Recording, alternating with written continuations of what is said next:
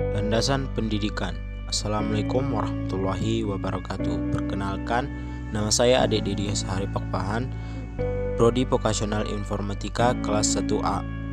Landasan pendidikan secara singkat dapat dikatakan sebagai tempat bertumpu atau dasar dalam melakukan analisis kritis terhadap kaidah-kaidah yang kenyataannya tentang kebijakan dan praktik pendidikan. Kajian analisis kritis terhadap kaidah dan kenyataan tersebut dapat dijadikan titik tumpu atau dasar dalam upaya penemuan kebijakan dan praktik pendidikan yang tepat guna dalam bernilai guna. Dengan kata lain, dapat dikatakan bahwa landasan pendidikan merupakan dasar bagi upaya pengembangan kependidikan dalam segala aspeknya. Terdapat beberapa landasan yang dapat dijadikan sebagai titik tumpu dalam melakukan analisis kritis terhadap kaidah-kaidah dan kenyataan dalam rangka membuat kebijakan dan praktik pendidikan, sebagaimana akan dibahas berikut ini. Yang pertama yaitu landasan filosofis.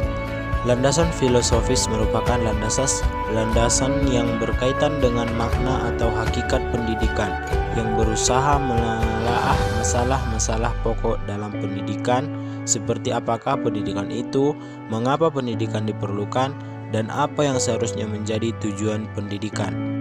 Sehubungan dengan itu, landasan filosofis merupakan landasan yang berdasarkan atau bersifat filsafat. Sesuai dengan sifatnya, maka landasan filsafat menelaah sesuatu secara radikal, menyeluruh dan konseptual yang menghasilkan konsep-konsepsi mengenai kehidupan dan dunia. Selanjutnya, kita masuk pada filsafat pendidikan. Yang pertama yaitu aliran idealisme. Idealisme adalah suatu aliran ilmu filsafat yang mengagungkan jiwa. Idealisme memandang bahwa pengetahuan itu sudah ada dalam jiwa kita, atau berupa ide atau pikiran. Yang kedua yaitu aliran realisme. Istilah realisme berasal dari bahasa Latin, yaitu realis, yang berarti sungguh-sungguh, nyata, benar. Realisme adalah filsafat yang menganggap bahwa terdapat satu dua eksternal nyata yang dapat dikenali. Aliran realisme berpandangan bahwa hakikat realitas adalah fisik dan ruh. Yang ketiga yaitu aliran pragmatisme. Esensi ajarannya, hidup bukan untuk mencari kebenaran melainkan untuk menemukan arti atau kegunaan. Tujuan pendidikannya menggunakan pengalaman sebagai alat untuk menyelesaikan hal-hal baru dalam kehidupan pribadi dan masyarakat. Yang keempat yaitu positivisme. Positivisme adalah suatu aliran filsafat yang menyatakan ilmu alam sebagai satu-satunya sumber pengetahuan yang benar dan menolak aktivitas dan berkenaan dengan metafisik. Tidak mengenal adanya spekulasi. Semua didasarkan pada data empiris. Yang kelima yaitu eksistensialisme. Eksistensialisme menjadikan salah satu ciri pemikiran filsafat abad 20 yang sangat mendambakan adanya otonomi dan kebebasan manusia yang sangat besar untuk mengaktualisasikan dirinya. Dari perspektif eksistensialisme, pendidikan sejatinya adalah upaya pembebasan manusia dari belenggu-belenggu yang mengungkungnya sehingga terwujudlah eksistensi manusia ke arah yang lebih humanis dan beradab.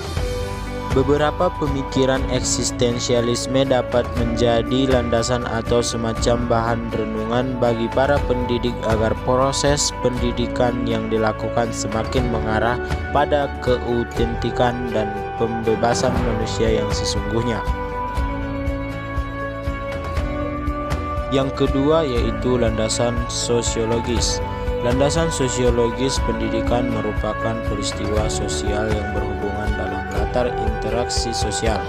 Dikatakan demikian karena pendidikan tidak dapat dilepaskan dari upaya yang proses saling mempengaruhi antar individu yang terlibat di dalamnya. Dalam posisi yang demikian, apa yang dinamakan pendidikan dan peserta didik menunjuk kepada dua istilah yang dilihat dari kedudukannya dalam interaksi sosial. Artinya, siapa yang bertanggung jawab atas perilaku dan siapa yang memiliki peranan penting dalam proses mengubahnya. Karena itu, proses pendidikan untuk menunjukkan siapa yang menjadi pendidik dan siapa yang menjadi peserta didik secara permanen, karena keduanya dapat saling berubah fungsi dan kedudukan.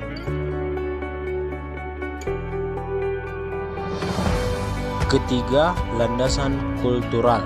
Landasan kultural peristiwa pendidikan adalah bagian dari peristiwa budaya. Hal tersebut dikarenakan pendidikan dan kebudayaan mempunyai hubungan timbal balik.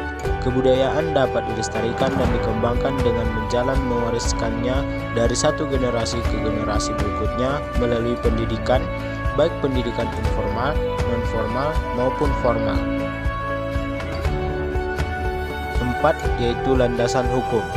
Landasan hukum pendidikan merupakan peristiwa multidimensi, bersangkut paut dengan berbagai aspek kehidupan manusia dan masyarakat. Kebijakan, penyelenggaraan, dan pengembangan pendidikan dalam masyarakat perlu disalurkan oleh titik tumpu hukum yang jelas dan sah. Dengan berlandaskan hukum, kebijakan, penyelenggaraan, dan pengembangan pendidikan dapat terhindar dari sebagai benturan-benturan kebutuhan. Setidaknya dengan landasan hukum segala hak dan kewajiban pendidikan dapat terpelihara. 5. Landasan psikologis. Landasan psikologis pendidikan selalu melibatkan aspek kejiwaan manusia. Oleh sebab itu, landasan psikologis merupakan salah satu landasan yang penting dalam bidang pendidikan.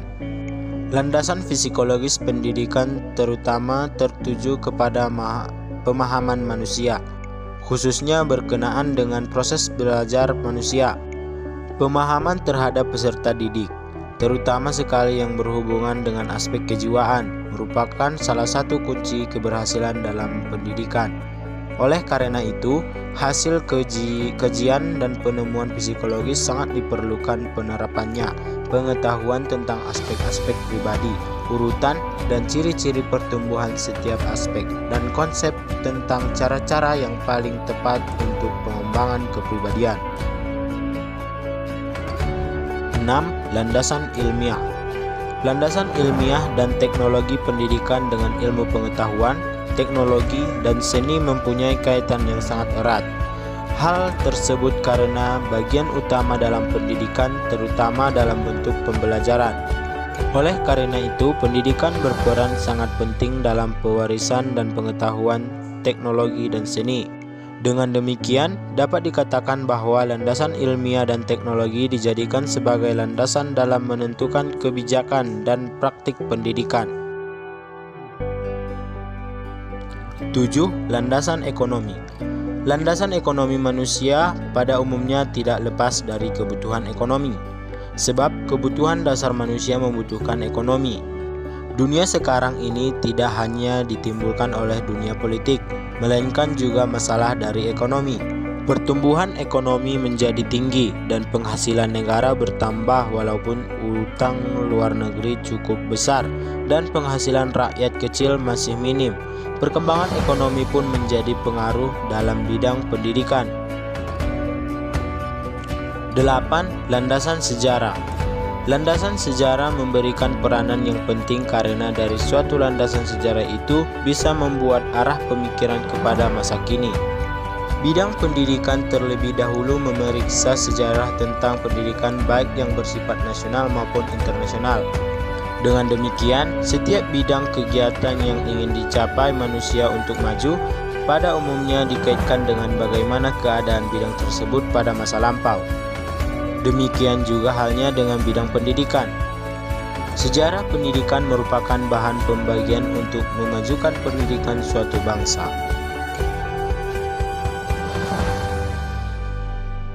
Dan yang terakhir yaitu landasan religius. Landasan religius merupakan landasan yang paling mendasari dari landasan-landasan pendidikan. Sebab landasan agama adalah landasan yang diciptakan oleh Allah Subhanahu wa taala. Bahkan setiap pendidikan nasional mengharuskan setiap peserta didik mengikuti pendidikan agama. Karena Sistem pendidikan agama diharapkan sebagai penyeru pikiran-pikiran produktif dan berkolaborasi dengan kebutuhan zaman yang semakin modern. Pendidikan agama adalah hak setiap peserta didik dan bukan negara atau organisasi keagamaan.